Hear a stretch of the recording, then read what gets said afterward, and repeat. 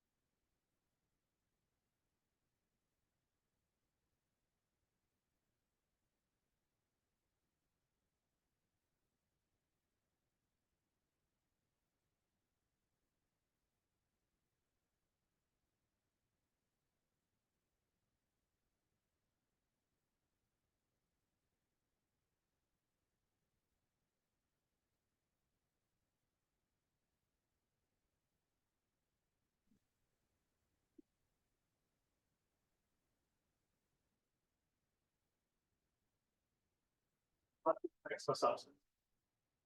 We're going to the meat, which is so personality state. The two different identities that feel, think, behave as if there were different personalities. They're usually alternate personalities or identities or simply just altered. I'll be using alters things today. I'll also be using the term host, which would refer to the original person, or at least the one that is the most common one now. And when I talk about all of them together, I'll talk about the system. Okay, so we're on vernacular. We have a big topic of self or agency. This can affect any functioning, such as your preferences, such as preferred food or clothes. These things can change suddenly. And then they can change back again when the other alter is there. Okay? This suggests a different alter is taking control.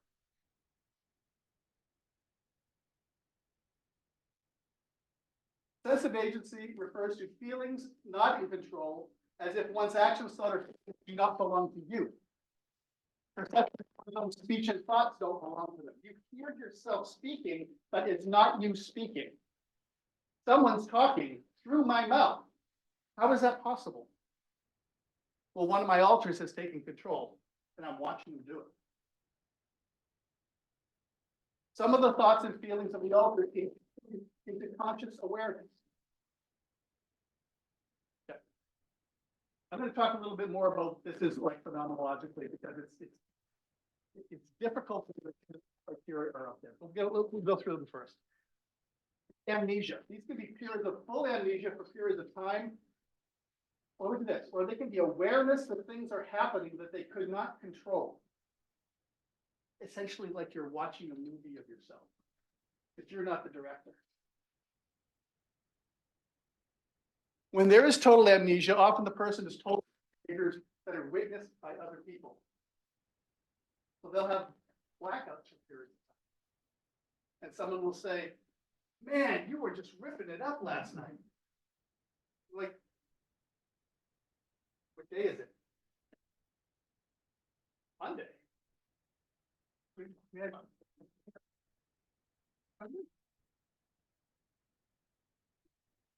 hell, so oh yeah, I remember. They weren't ripping it up. Someone else was. And these can be gaps in past memories or personal life events. And here's one of the cool ones. At least I think it's cool. Lapses in dependable memory, such as how to drive and how to read. When might you see how to read, you lose that? When what kind of alter comes out? A child alter. And they are very, very common. A child may not be able to read. So when a child alter comes out, you can't read. Discovery of evidence of actions or tasks that you don't remember doing. One time I interviewed somebody for a study who had DID. Actually, some of the Yale students said, yeah, well, I found a back when people were able to smoke. I found a matchbook on my nightstand. There was a woman who had DID. She said, I found a Corvette in my driveway.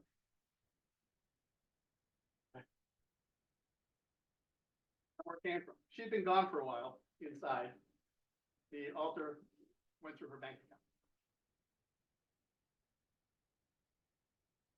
Okay, and the blackouts are called losing time. Okay, now what causes DID? Because this sounds like really, really weird stuff. How does this happen? Overwhelming being the big word. Overwhelming experiences, traumatic events, and or abuse occurring in childhood. Often repeated early child abuse. So think about a child like 3, 4 years old. Kids have amazing imaginations, but they're also completely helpless. If you want to harm a 3 or 4 year old, it's not hard to do. And the people that have control of them, parents, other relatives, caregivers, they have frequent access, and this is repeated abuse. So abuse prevents the child from forming a cohesive and integrated sense of self. Essentially, you have a situation where this is enduring something that's just overwhelming. So what do? Due to the abuse, the child uses denial and splitting to cope with the trauma. They create somebody else, not me, somebody else who just can take this. And then when it's over, I don't want to deal with it. But when you're 3 or 4 years old, you don't understand what you're doing. When there's a different part and you're 3 or 4 years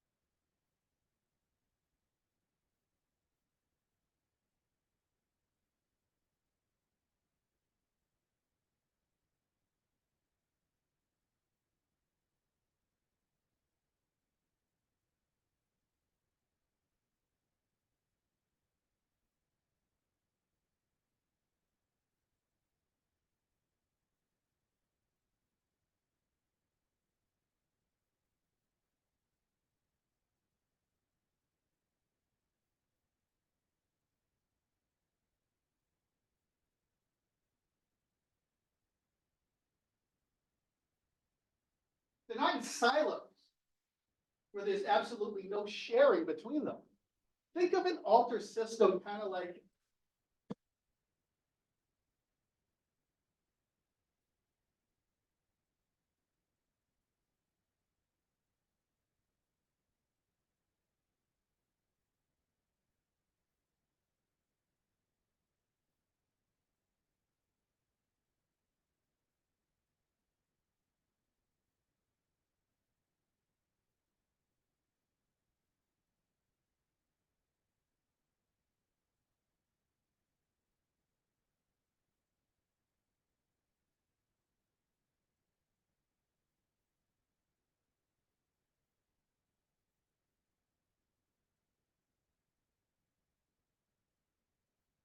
but if it's real, you won't. Well, that's actually one of the things we use when we look at is somebody malingering DID. Because this is a complicated system. We also see thought insertion, thoughts that come out of nowhere. But where are they coming from? Someone else back there who may be watching. Internal conversations by and amongst the alters.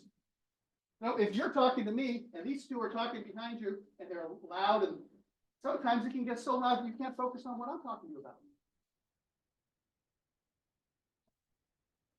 You have threatening voices.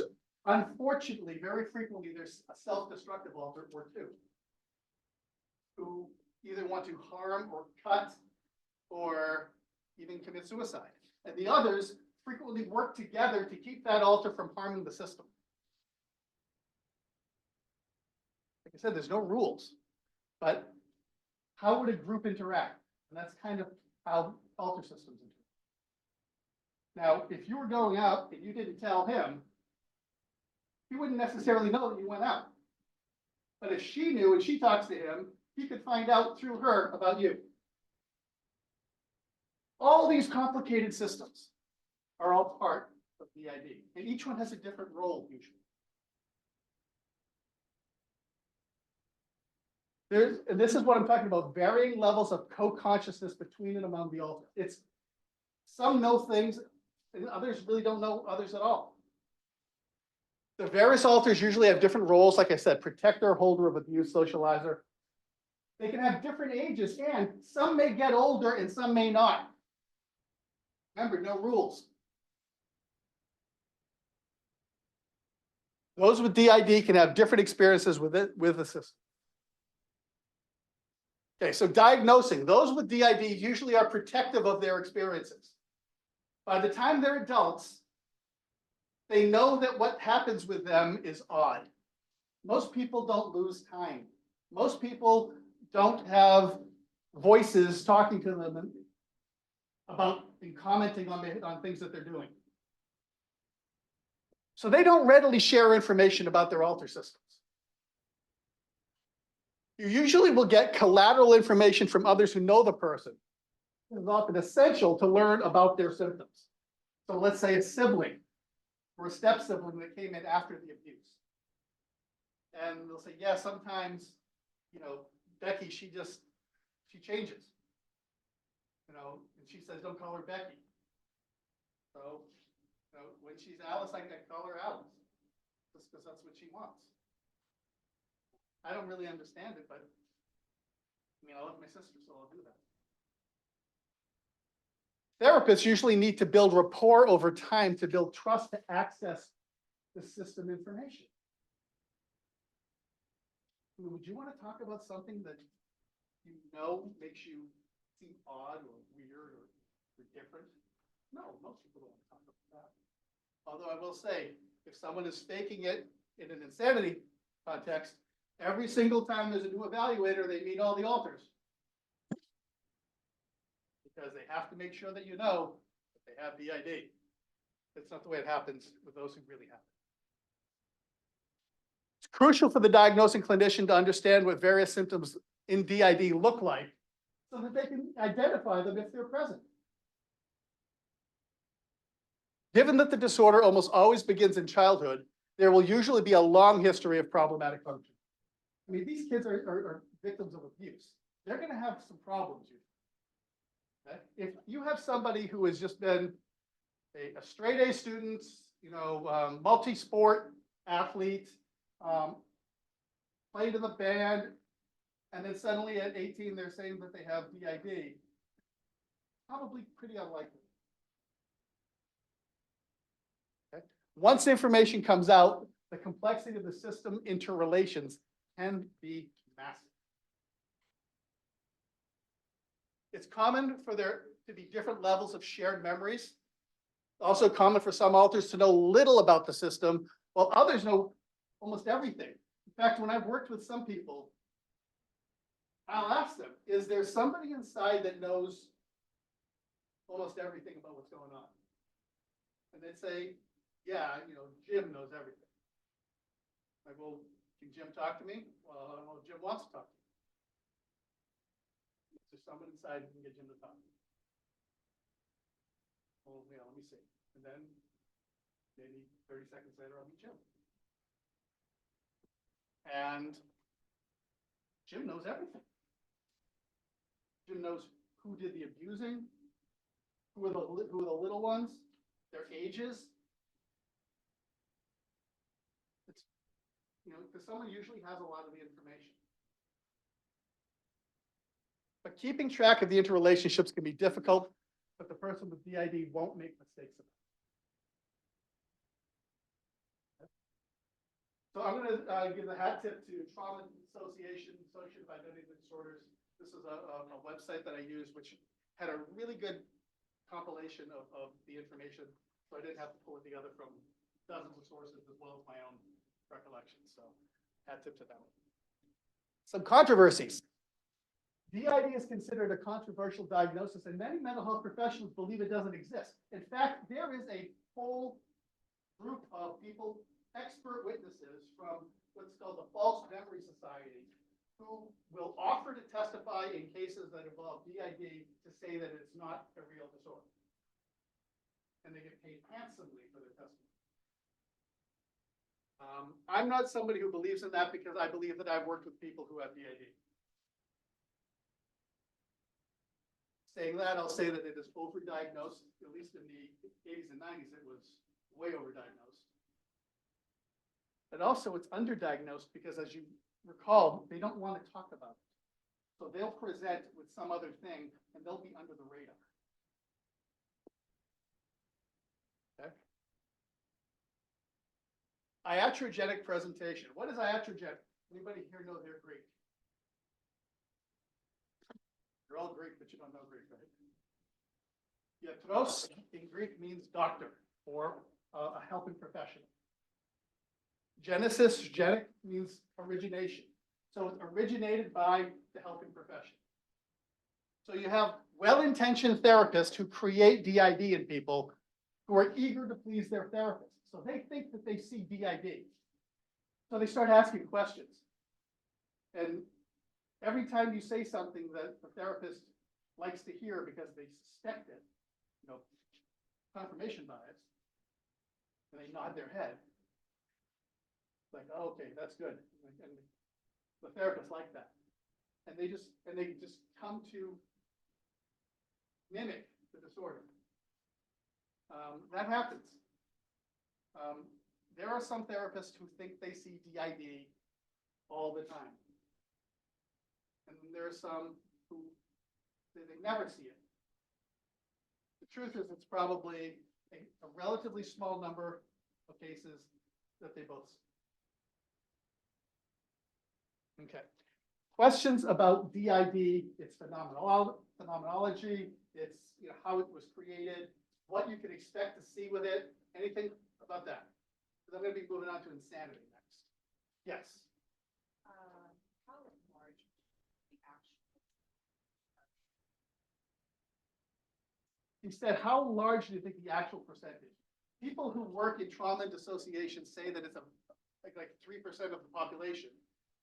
I think that that may be a little high. But then again, I don't know the number that's missed. So, but it's not a large number. Okay? If anything, it's 3% or less. But if you have 100 patients, that's 3 of your patients, statistically speaking. Any other questions regarding PID? Yes. Is DID comorbid with any other psychological disorders It- like MPD? Well, you can have depressed alters all the time. In fact, you can have, like I said, suicidal alters. It's rare that you're gonna have a whole system being similarly depressed at one time. So like the depression is like a cloud over everybody. That's not usually how it works. But, I mean, people react to situational stressors with things like depression. You can become situationally depressed if something is affecting you. Someone you cared about passed away. Well, I would expect there to be some symptoms of sadness or even potentially depression. And it doesn't mean that if you have DID, you're immune from it. But if you're talking about an endogenous depression, something which comes from the inside, if someone's kind of chronically depressed, you're not going to see it in all the alters. It's a very good question, though. Anybody? Yes.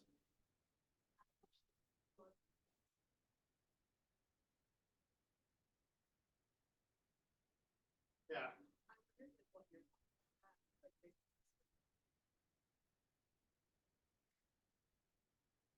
Yeah, well, the question was, and this is for the people that aren't in the room, my thoughts on people who on social media are introducing everybody to their alters, and they are right out there, especially considering that this guy up here with all the letters after his name said that people usually don't do that.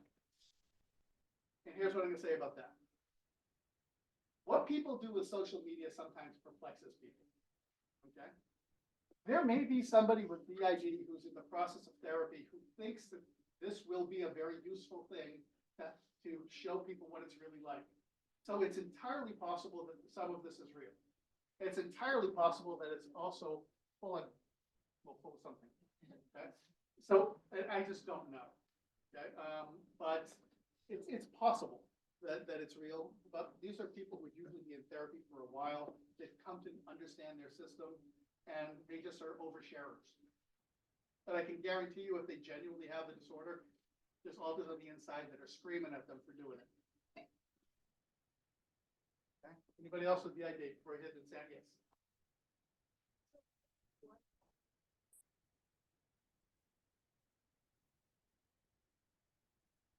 Well, see, here's the thing. They may not necessarily be presenting as someone with DID when they go to the psychiatrist saying that they're feeling depressed. So they absolutely may be prescribed, Prozac or some other SSRI to heighten their mood. Now, of course, it affects everybody in the system. So they all may get a little bit higher, but it's,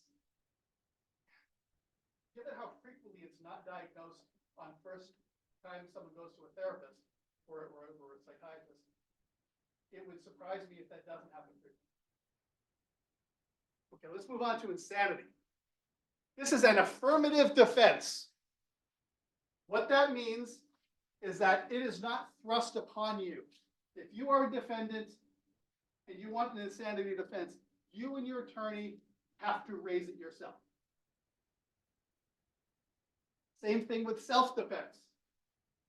You raise self-defense, that's an affirmative defense. Defense of others, an affirmative defense. We'll talk about why that's important. The insanity defense refers to the defendant's mental state at the time of the offense. So it is very different from the concept of competency to stand trial, which is that person presently, by reason of their mental disorder, is unable to cooperate with their attorney in their defense in a rational manner or understand the nature of the proceedings. Okay, that's competency. And you have to maintain competency throughout your trial. Insanity is looking at one specific moment in time when a crime occurred. It's always retrospective. Okay?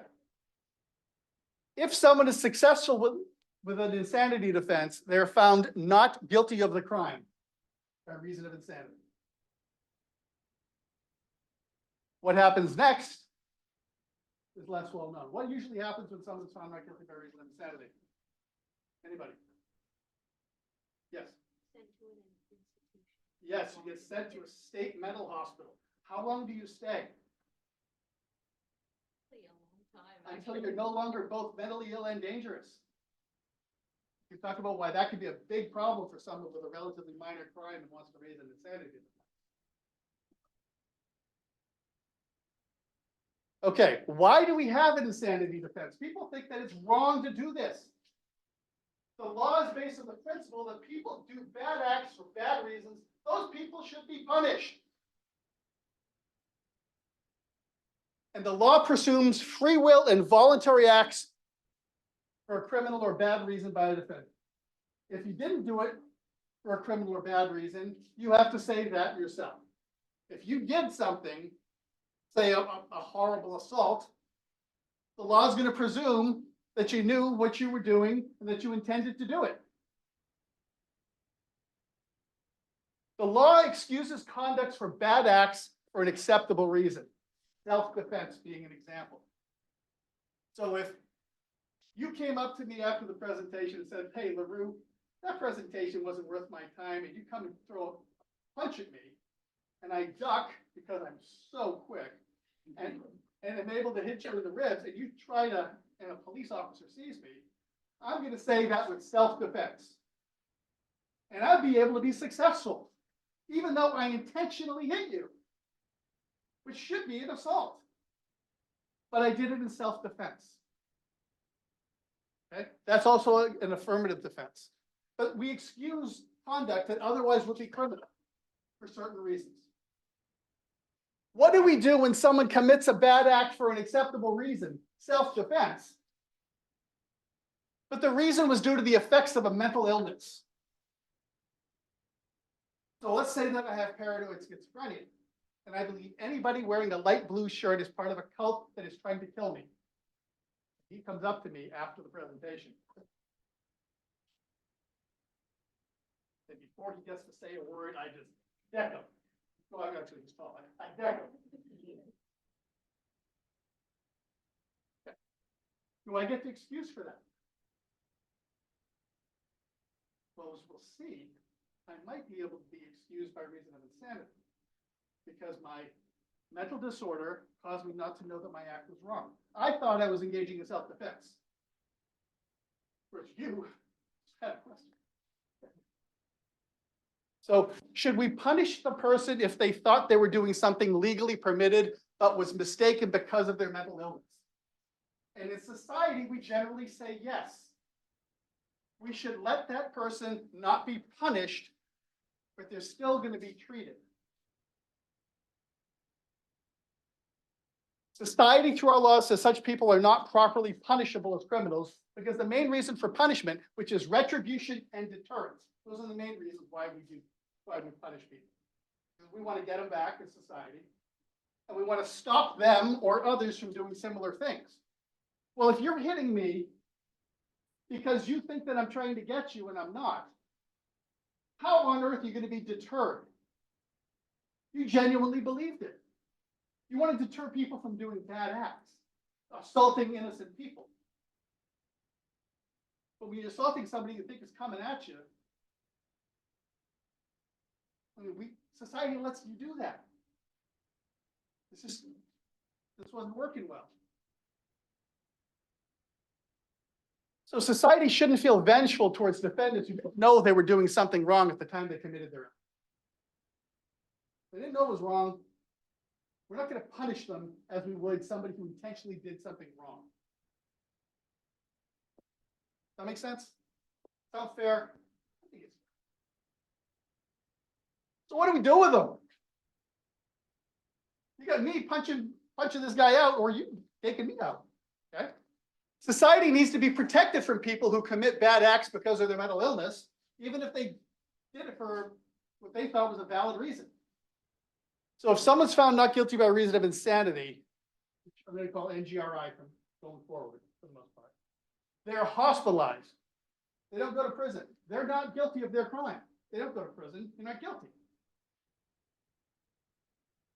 But remember, this is an affirmative defense. You said into court, I'm mentally ill, and I hit this person because I'm mentally ill. So what does the court do upon a successful defense? They put you in a state hospital because you said I assault people because I'm mentally ill. And you only stay until you are no longer both mentally ill and dangerous. Do anybody here know anything about schizophrenia? Okay.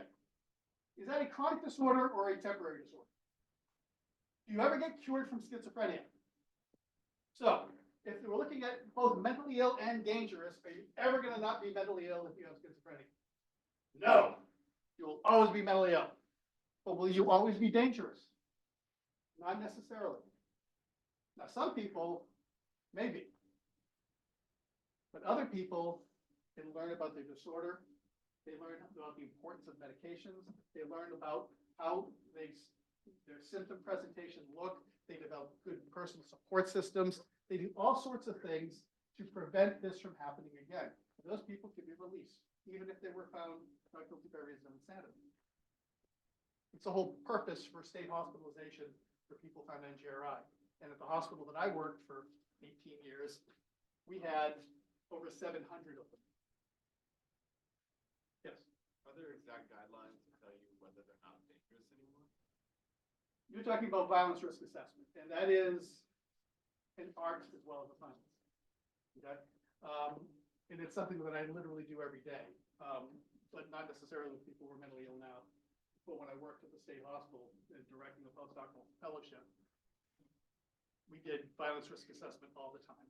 And we tend to be conservative because we don't want people getting out and then having to come back into the hospital. But it requires a lot of insight into their illness, into the nature of their treatment, and how to avoid a recurrence of symptoms. And if they experience a recurrence, what do they do? So those are sort of things that we do. Again, they remain hospitalized until they're no longer both mentally ill and dangerous. This can be longer than a prison sentence. Here is the seminal case, United States versus Jones. This violent guy goes into a store and shoplifts a jacket in Washington, D.C. He pleads not guilty by reason of insanity, and he's successful. So he goes to St. Elizabeth's Hospital.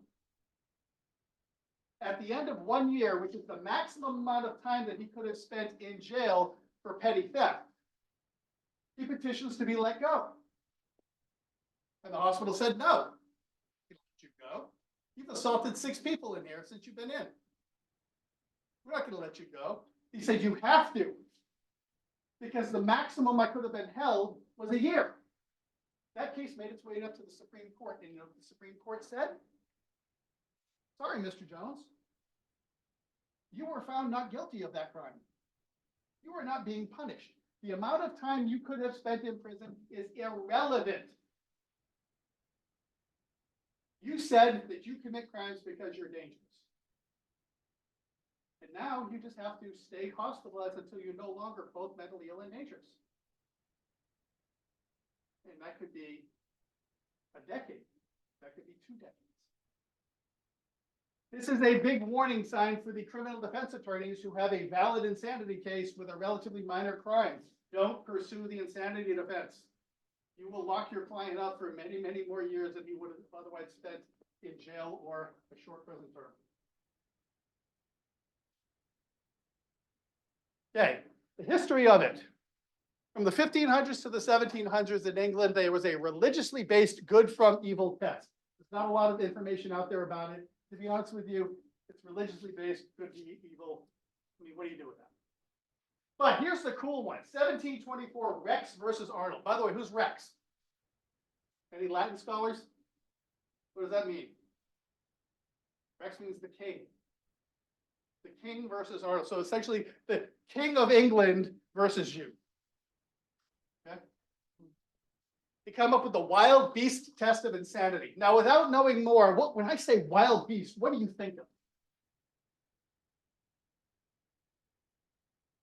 I kind of get in my mind like a werewolf. Yeah, this slobbering, this crazed eyes. Yeah, that's not what this means. The offender is not culpable if he's totally deprived of his understanding and memory, and doth not know what he is doing no more than an infant, brute, which I don't really know what that means, or a wild beast. Well, think about it. When you have animals in the wild, do they really care if they hurt you? No, they're just doing what they do. They don't think about it. Okay? So they don't have understanding and memory like human beings do. Now, your dog, a domesticated animal, not a wild beast, but a domesticated beast, may have some empathy for you. Maybe even likes you. So it's not any beast has, it's the wild one who hasn't been domesticated. Okay? And that stuck around for a little while until 1843 in McNaughton's case. Anybody heard of McNaughton's case? I can present this to you guys for the first time in your lives. This is so cool. I love being a teacher. Daniel McNaughton believed the government was trying to harm him. He tried to assassinate the Prime Minister of England. And he was a bad shot. He killed the personal secretary. But if you read the case, he didn't shoot until he didn't die immediately. He languished for months while the lead from the bullet poisoned his system. Okay? 9 different experts testified that he was insane. The Queen didn't like that because she didn't like people being able to be acquitted when they tried to kill high-ranking members of English aristocracy and royalty. So she asked the House of Lords, not the House of Commons, because she's the Queen, House of Lords, to change the law for the insanity defense. Well, they said, well, how do we know what to do? So what they did is they asked the judges, and they did something which we don't do in this country. They created what's called an advisory opinion. We do not have advisory opinions in the United States. We need a live case or controversy. Okay? They just went to the judges and said, look, we have these questions. Please give us answers. So the court's responses included a new test for insanity. And I have this over 2 slides. The jury ought to be told in all cases that every man is presumed to be sane. So there's a presumption of sanity. And to possess a sufficient degree of reason to be responsible for his crimes until the contrary be proved to their satisfaction. So the burden of proof is on the defense to prove that they don't have the reason to be responsible for their crimes. But what's the actual test? Come on, Lareau, I want to see the test. Here it is. And that to establish a defense on the grounds of insanity, it must clearly be proved that at the time of the committing of the act, remember I said this is a retrospective at the time, the accused was laboring under such a defect of reason from disease of the mind. Very eloquent. Talk about that. As not to know the nature and quality of the act he was doing, or if he did know it, he did not know he was doing what was wrong. So let's go through those prongs. At the time of the committing of the act pertains to what the defendant was thinking at the time, not before and not necessarily after, although before and after can help an evaluator with what they were thinking at the time. Laboring under such a defect of reason from disease of the mind. By reason of the mental disorder, the defendant's reasoning was defective.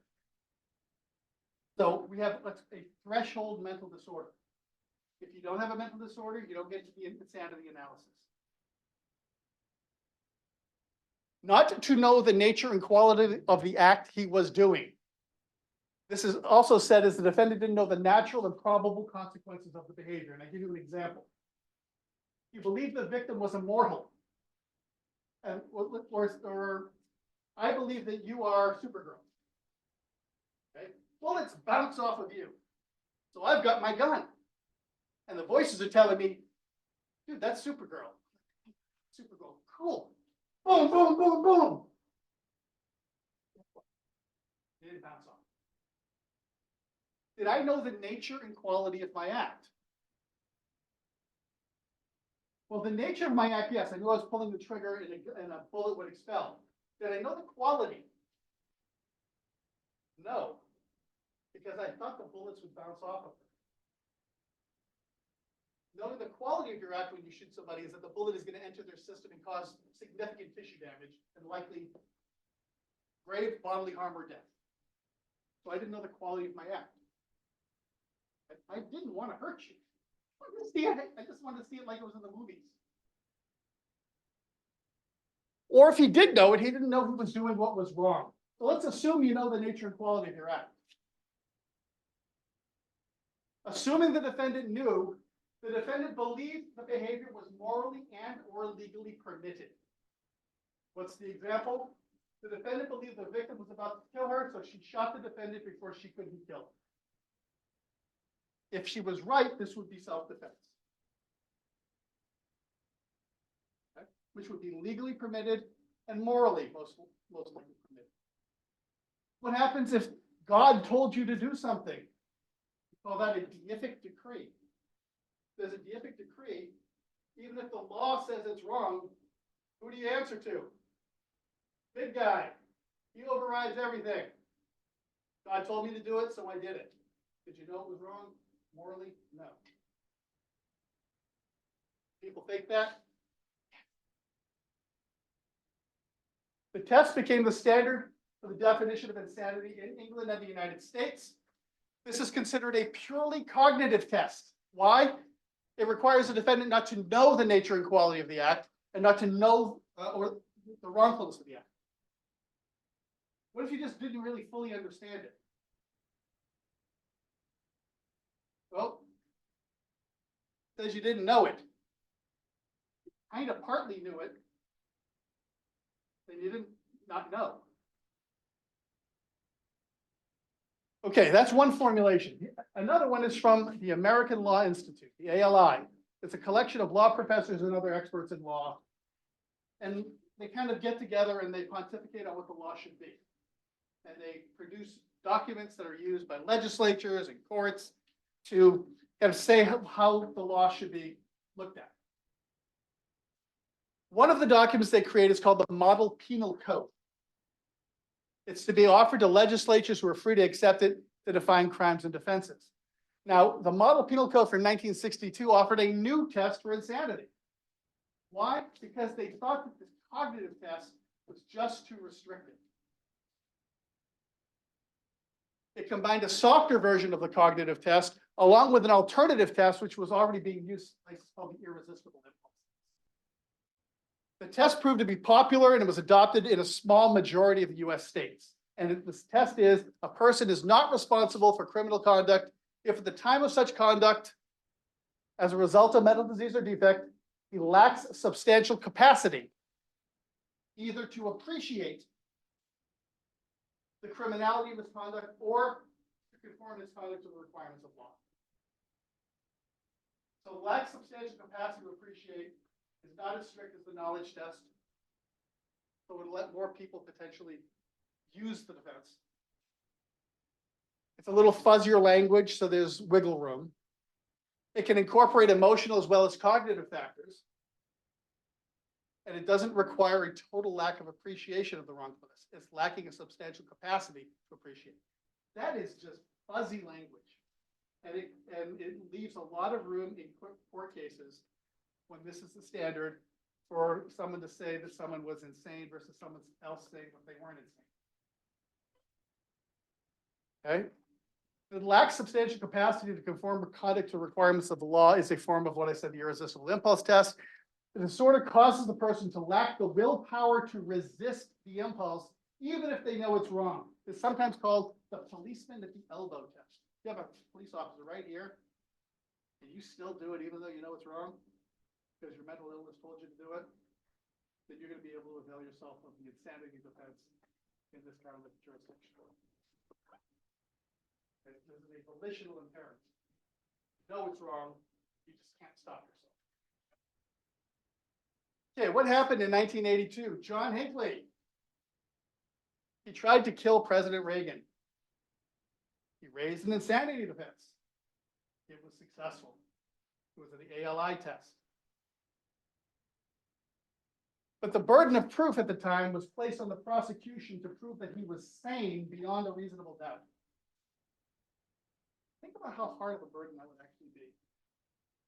You don't have a window inside this person's brain. You only know what he's told you.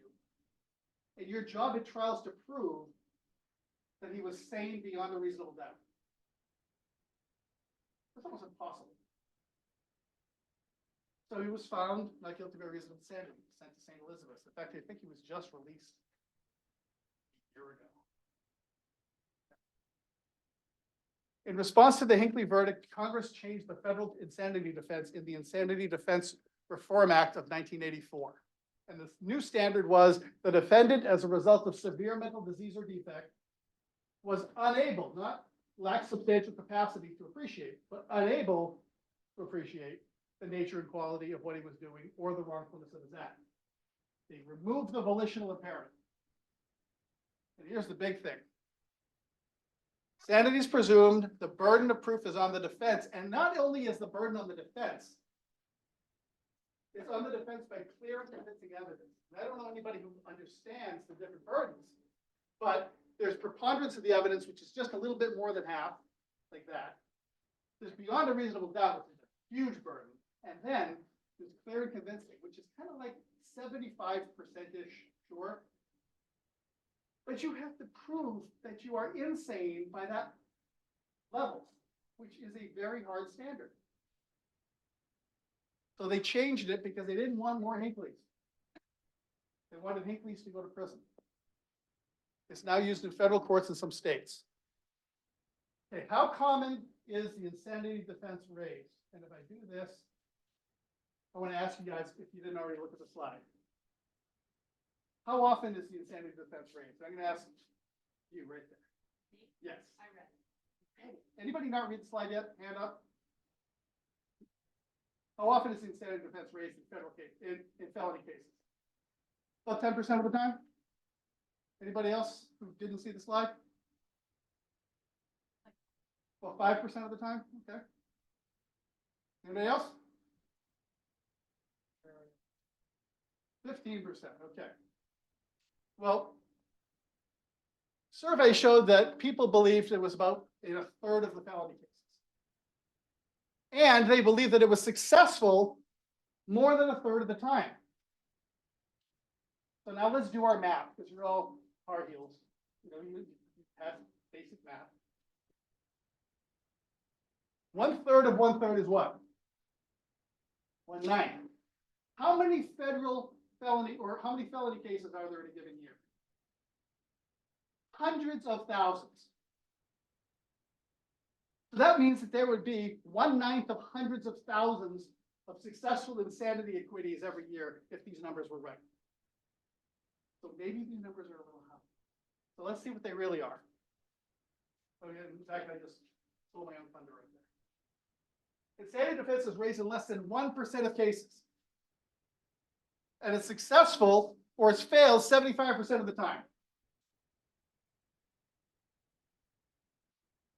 The prosecution and defense agree without trial in 90% of the cases of insanity. When it's successful, or even when it's not going to be successful, prosecution and defense agree 90% of the time. So there isn't a trial. Less than 30% of insanity cases involve murder. Success rates are no different than other crimes. Now, in 70% of insanity acquittals, where they go to the hospital, the finding comes through a plea bargain. And that's usually because the prosecution's expert and the defense expert both said, this person is insane. Don't have a trial. Everybody's going to say this person's insane. Don't waste your time. So they plea bargain. The evaluators agree the defendant was insane. Even when the defense wants to raise an insanity defense, they'll hire an expert. The experts rarely support the defense. Hey, look, they run it up the flagpole, they see if it's there. If it's not there, they don't raise it. So the defense attorney often chooses not to raise it in the first place. A misconception, raising the defense is a low-risk strategy to avoid guilt and go free. And we know, as we've already talked about, successful defendants spend slightly longer time in custody at a locked state hospital than those who do not use the defense and go to prison. Now, let's save except murder, because murder you go to prison potentially for life. Evaluators need to know the insanity defense standard that's used in their state or jurisdiction or in federal court. The very first thing when I got a case, I was living in California, got a case in Washington. First thing it is, I look up the insanity standard. Then I look to see, am I allowed to practice there with my license, and what do I have to do to have a temporary practice? But the insanity standard was the first thing I looked at. Okay. An ethical evaluation for insanity will include a review of all the police records. We'll look at previous mental health records, a review of all jail mental health records, because usually someone's been arrested, they're in jail. Interviews with those who know the defendant, of course, an interview with the defendant, and also psychological testing is needed to assess for honest presentation of symptoms, because not everybody's honest. Okay? All information about the defendant's behavior at the time of the crime is relevant. A threshold issue is trying to determine whether the defendant has a severe mental disorder that could cause problems with understanding reality. If they don't have the disorder, you don't even get to the insanity analysis. So the interview of the defendant, you get their description of the offense. What happened? What were you thinking? Did you use any alcohol or drugs? What happened before the offense? Walk me through your day. What happened before the offense? What happened after the offense? What was your relationship to the victim? How did the defendant prepare for the offense? Or was there no preparation? Was it just spontaneous? What did the defendant do after the offense? Did they sit there and call the police? Which a lot of people do who were found at GRI. Because they just killed somebody or because they hurt somebody. They don't try to get away. They didn't think they did anything wrong. You don't have to get away. Fleeing afterwards is signs of a knowledge of guilt. The most important, why did the defendant commit the act?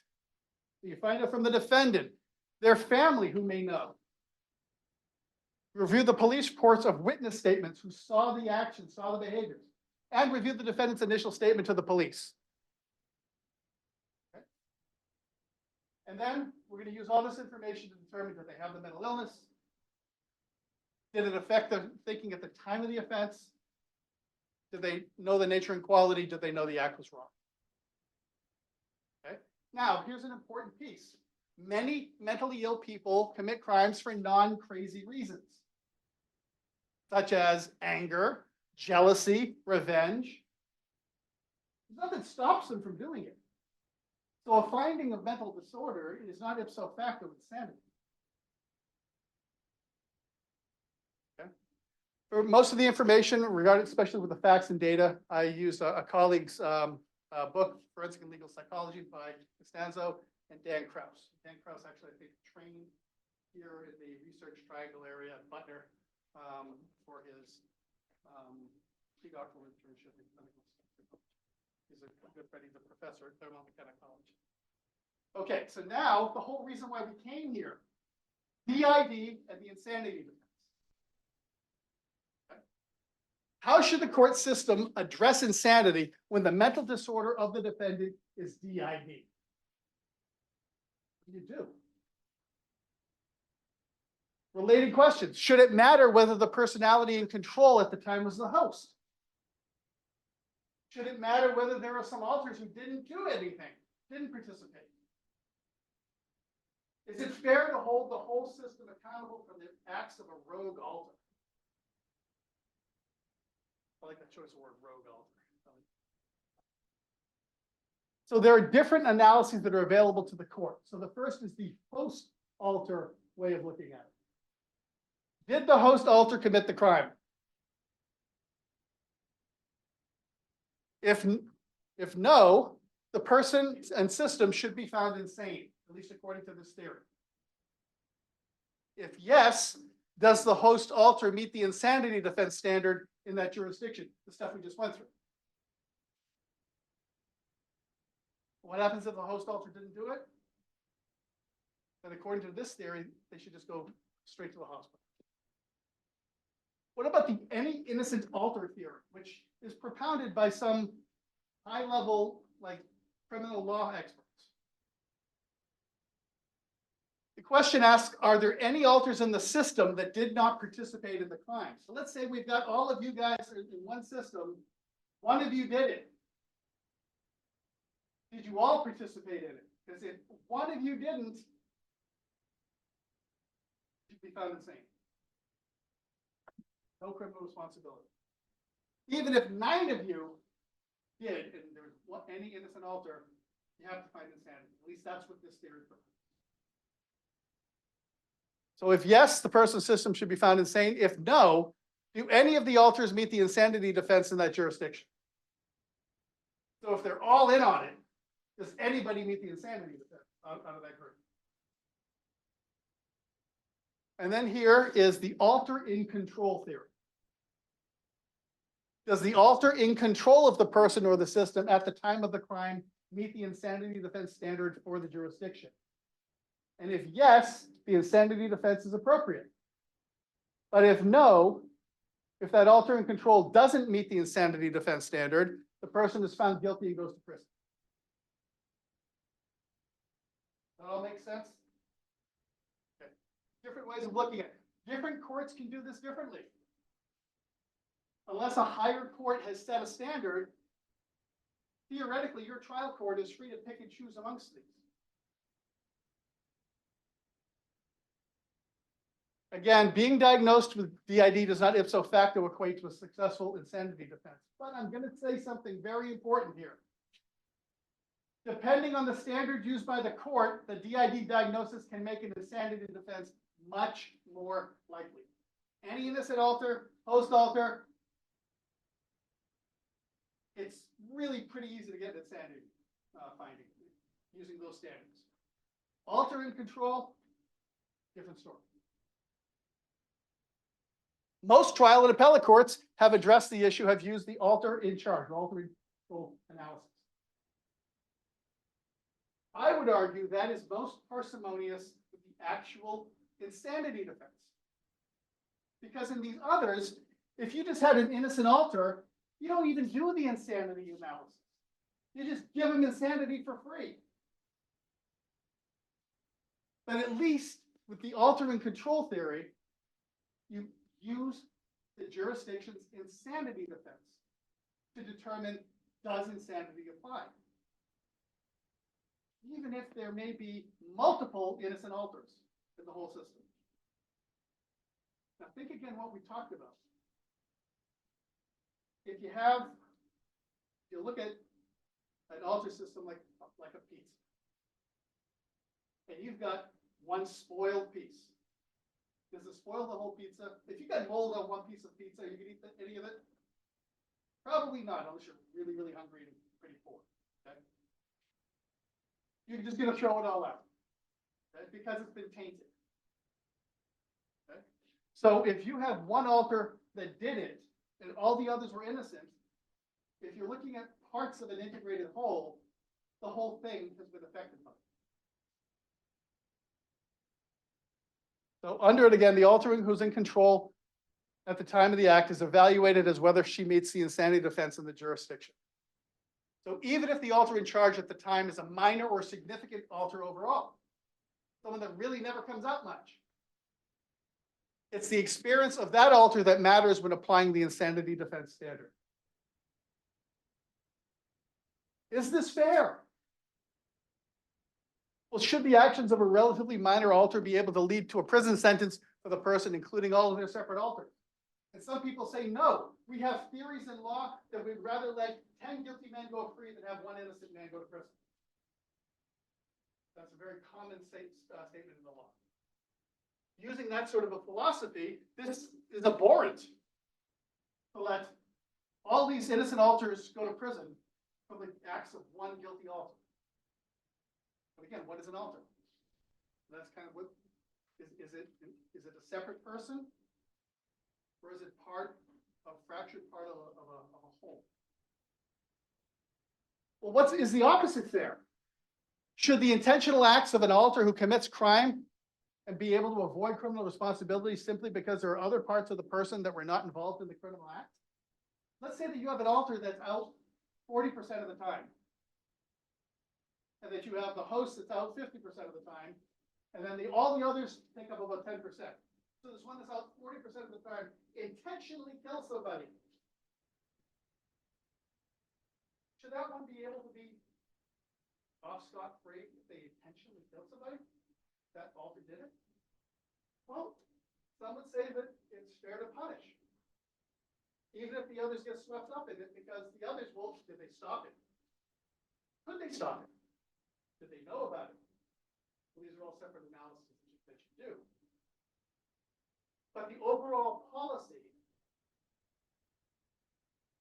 is that you, under this theory, is that if the one that did it knew what they were doing, and knew the nature and quality of their act, and knew the wrongfulness of their act, they should be punished. Because that means everybody else gets swept up too.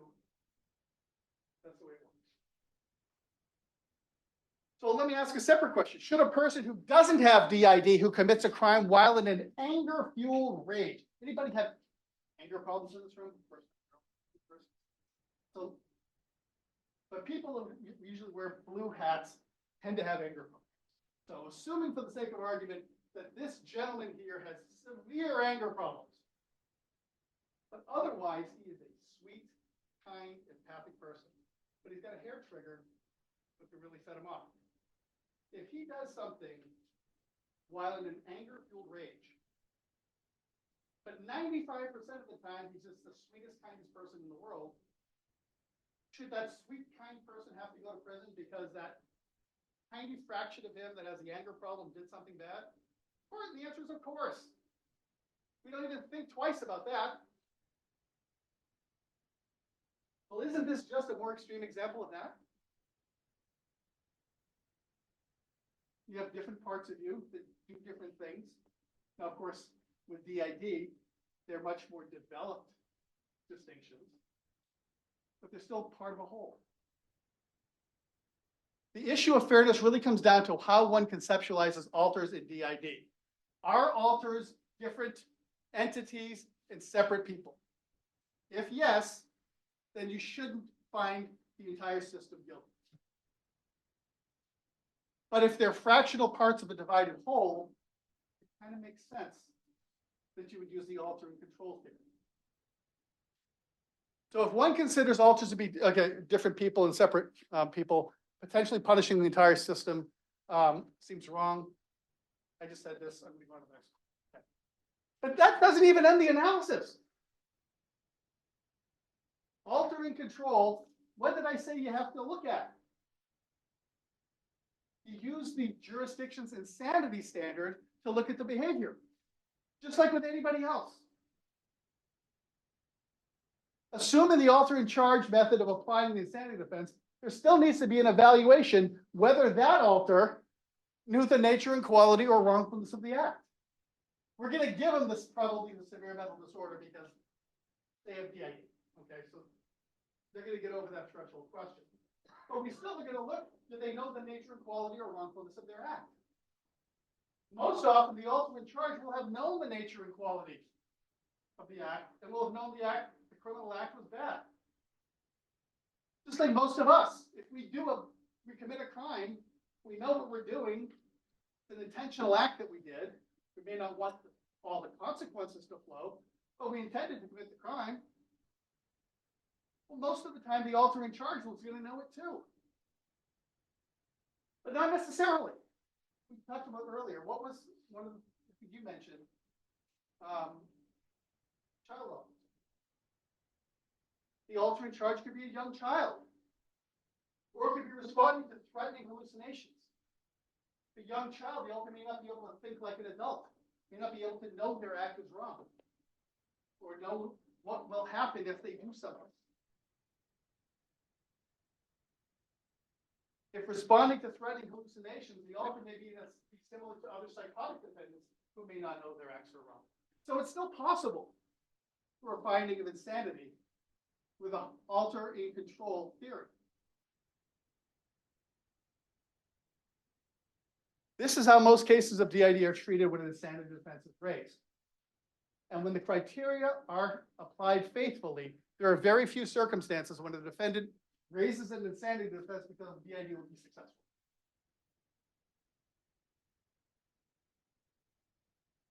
What's more common is that a defendant believes that DID will be an easy way to succeed with an insanity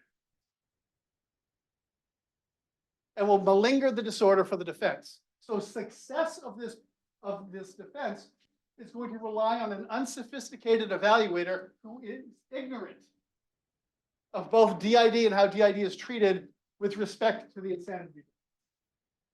You need ignorance in order to be successful for the most part, if you raise an insanity defense for DID, if you don't genuinely have it. In reality, with a sophisticated evaluator, DID can be exceptionally difficult to malinger.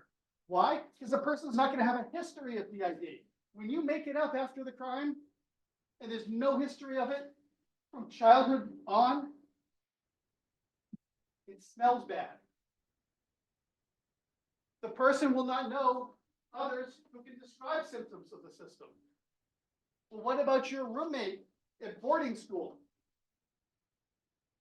You know, for the 4 years before your crime. That person never knew anything about it. You would think that they would. You would think that they would see some evidence. The person may have great difficulty knowing what symptoms should look like. I've already talked to you guys about more than most people know about it. The interrelationships. Who knows who? You know, if you kind of play dumb when you're doing an investigation and you say, well, you know, how many alters are there? And they'll say like, well, I don't know. Well, how can we figure that out? And they won't have an answer. Or they'll say, I have 4 alters. And then you proceed to meet every one of them in order.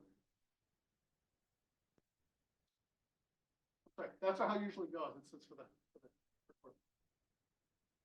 Okay. The person may have trouble keeping track of the interrelationships of the system. But ultimately, the person raising the insanity defense based on DID is often greatly surprised how difficult it is to be successful with the defense. It genuinely doesn't happen very often. But I will tell you that when I worked at the state hospital, there were at least 2 people there who had been found not guilty by reason of insanity with DID. One second, I'll get to you. I assessed one of those people to be a malingerer who was a psychopath, and another one absolutely, genuinely had DID. That one, and I was telling you before the class today, she committed a very significant crime. She killed her mother. The reason she killed her mother was because her mother was the person who victimized her for years. She pimped her out multiple times a day. And among other things, she would clean her with detergents and cleansing things in places to make sure that she was clean for the next person. Horrible, horrible thing she did. She developed DID. As an adult, she came to learn that her mother was about to become a foster mother for a young girl. Her protector alter, and an angry protector alter, hunted her mother down at the church rectory and shot her to protect this unnamed future person. She was found not guilty by reason of insanity. I never would have found her NGRI because that alter knew exactly what she was doing. Got a gun, knew what a gun does. She shot her mother with the intent to kill her mother. Knew the nature and quality. She waited to be arrested. Knew what was wrong. She did it for other reasons. But the people who evaluated her in this small county in California didn't necessarily know the standard. The judge didn't necessarily know the standard, and they likely wanted to find her NGRI because they didn't want to punish her because that mom kinda earned what she got. So she got found not guilty by reason of insanity, was sent to our hospital. She only spent 4 years there. And by the way, that's not very long for people who are found NGRI. The average is about 7 years. Some people never get out. But the issue was, is she both mentally ill and dangerous? Well, she had done some work on integration, but she still had her mental disorder. But why would she be dangerous going forward? When the only person who ever harmed her and the people she cared about, she already killed. So when talking to that alter, he said, I have nothing against anybody else. I rid the world of the scourge that made me. And she was successful in getting out after 2 years. But again, I never would have found her NGI because of this. I'm faithful to the standard. She was very fortunate they weren't faithful to the standard. Or that the judge decided to use any innocent alter or a host because it wasn't the host that did it. So that's what I have. We've got 6-7 minutes for questions. Again, that's my name. And although I would love everybody to stay to the last minute, I think some of you are waiting for that. So if you are, I won't cry if you leave, but I'd love you to stay for questions. Oh, you know, phones, you know. Yes. When you talked about like young children living Yes. as the alter, can they potentially ask for like not paying for insanity, but potentially say like, oh, a young child to do something?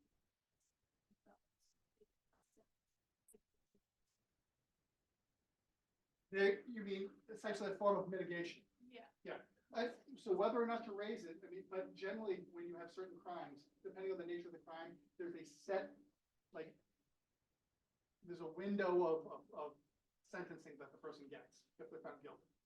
And so it may be, let's say for an assault or something, or a sexual assault, it may be 8 to 12 years. The most, you can get it down to 8, but you can't get it below the range. So that's a very good question. Yes.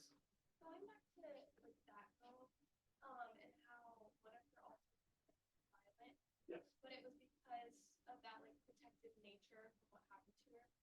Is it possible for an alter to just kind of like die off in a sense and they don't exist anymore? Okay. And also, is it possible that, like, say how she got out after 4 years because they worked through, like she said that she had no more like grievances with it. But since that alter came from like her being abused in that way, and like it became violent, could that like something else was to happen to her? Could they do another violent crime? Well, that's a very good question. And did everybody hear it? And of course, nobody listening online heard it. But it was way too long to repeat, so I'm sorry. Get to class. It's unlikely that they're just going to die off, but theoretically they could. But usually what they do is they would integrate into another, and that particular entity would no longer be needed. So there would essentially be like an internal funeral, and they would say goodbye to that part of them who has been incorporated into another. That's part of the integration process. But when you were saying like this particular one is the protector who can be violent. Yes, a protector can be violent, and if she was ever to be threatened, just like any of us, I mean, we may be violent if we're threatened.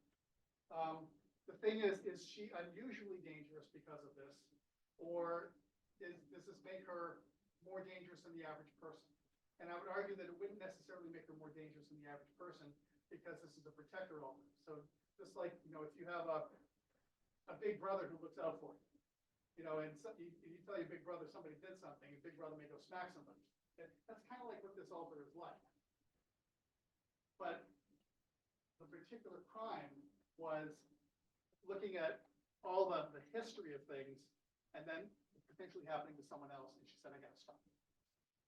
So it wasn't for a crazy reason. It was a very legitimate reason that this alter did it. It's just that it was an alter as opposed to in someone with DID. Okay, I think you were next. Did you, or you just scratching your head? See, I guess Colin. I think you were next. Thank you for coming. Is there like treatment for DID? Of course it's treatment for DID. It's very long-term treatment where you work within the entire system. You get to know the entire system, and then you work collaboratively with the person with DID on the goals of therapy, which usually is to integrate, to take all these separate alters and ideally bring them back into the one unitary whole. And that includes all of this different memories will all become blended in, so all the memories will be back, shared by the one person once they've integrated. But there's no set rules. So in the case of the woman that I was talking about, they ultimately decided that she was going to have 3 alters instead of I think the 17 she had. And these alters can perform different functions, but there's full co-consciousness between them. They can agree on different things. It's just that when some particular task needs to happen, one would come out versus another one. And it worked for them. Ultimately, the host in that person changed. You know, the person was a woman, but she had a male alter that she wanted to become the host. So essentially, the host became a trans person. And she identified predominantly as male because the host she saw as male. All sorts of interesting things can happen. Other questions? Yes. Oh, sorry, I was going to come to you first. Okay. Are there some states in which it's easier to get an insanity defense? Only if you're, of course, if you're looking at different insanity standards. Okay. So there's technically a standard in New Hampshire called the Durham test, or it's after a thing called state v. Pike, which is that the behavior was the product of a mental illness. It's called the product test. I have actually one of my former students is the director of mental health in evaluations in New Hampshire. She would know how strict that standard is, but for a while when it was being used in DC in the 1950s, it was very loose. Anything could pretty much qualify for insanity. You know, if the behavior was a product of mental illness.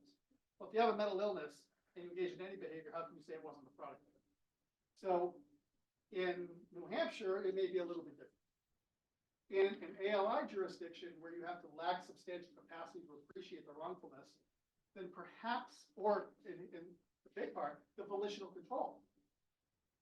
Maybe it's a volitional issue that I couldn't stop all the alters who were pushing me to do it, and finally I succumbed to the pressure of everyone inside of me. Well, that argued could work in an ALI jurisdiction. And of course, different states or different courts may use the not the ultimate control, but the host alter or any innocent alter. So it could be different depending on where you are. And I see that we're at 7. I know I'm going to start losing you guys. So if you have questions, please feel free to come up. But thank you for your attention. This has been wonderful. Have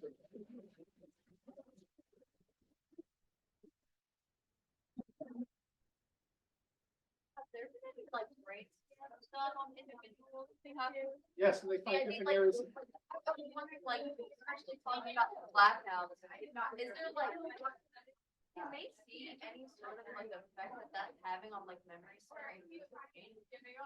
I don't know about the memory center, but I do know that when there's different alters, different parts of the brain do light up. You may see different activity of the prefrontal cortex.